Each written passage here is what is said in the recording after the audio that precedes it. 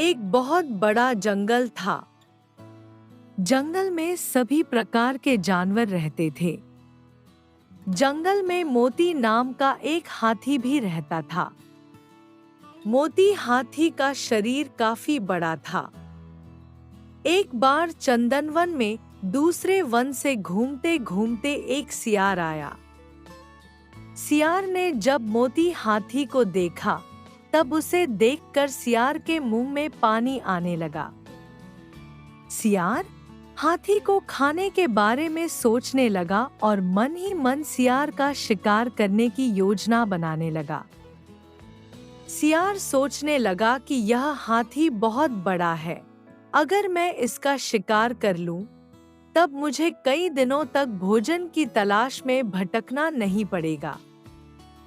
ऐसा सोचकर सियार हाथी के पास गया और उससे बोला, हाथी दादा, हमारे जंगल में कोई राजा नहीं है। हमारे जंगल के सभी जानवर चाहते हैं कि कोई बड़ा और समझदार जानवर हमारे जंगल का राजा बने। आप बड़े और समझदार दोनों हैं। क्या आप हमारे जंगल का राजा बनना पसंद करोगे? सियार की बात सुनकर हाथी खुश हो गया। उसने राजा बनने के लिए हाँ बोल दिया। इस पर सियार ने हाथी को अपने साथ चलने के लिए बोला। हाथी राजा बनने की रुचि में झूमते हुए सियार के साथ जाने के लिए तैयार हो गया। सियार हाथी को ऐसे तालाब में ले गया जिस तालाब में दलदल था। हाथी राजा बनने की रुचि में इतना मस्त था कि वह बिना सोचे तालाब में नहाने उतर गया। जैसे ही हाथी दलदल वाले तालाब में उतरा, हाथी के पैर दलदल में धंसने लगे। उसने सियार से बोला, तुम मुझे कैसे तालाब में ले आए? मेरी मदद करो, मेरे पैर दलदल में धंस गए हैं। हाथी की बात सुनकर सियार जोर जोर से हंसने लगा और हाथी से बोला, मैं तुम्हारा शिकार करना चाहता था, इसलिए मैंने तुमसे राजा बनने की बात का झूठ बोली। अब तुम दलदल में फंसकर मर जाओगे और मैं तुमको अपना भोजन बनाऊंगा।